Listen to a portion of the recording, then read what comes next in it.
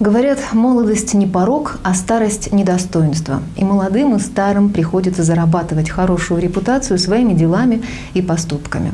В этом году День молодежи, 27 июня, пришелся на понедельник. По народному поверью, день тяжелый. Именно поэтому мы обратились к молодежи, вернее, к молодежному объединению, не с поздравлениями, а с просьбой рассказать о том, что сделано за прошедшее время. За прошедшие полгода существования нашей организации мы осуществили официальную ее регистрацию.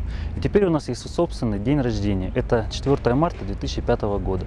Мы провели спортивное соревнование, турнир «Бильярдная рюмка». Почему рюмка? Потому что до кубка мы еще не доросли, все-таки молодежь.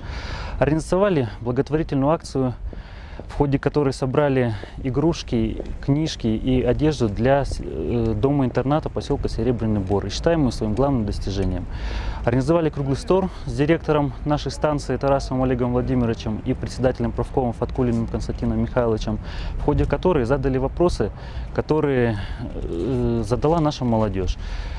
Также приняли участие в молодежной конференции, посвященной созданию объединения молодых специалистов АК «Якутскэнерго». И последняя наша акция – это проведение Дня ребенка в подшефных детских садах. На этом мы не собираемся останавливать и планируем организацию турнира по пейнтболу для наиболее активных участников нашей организации, проведение озеленения в подшефных детских садах и, конечно же, множество разнообразных мероприятий. И как итог, отчетная конференция, вторая наша конференция.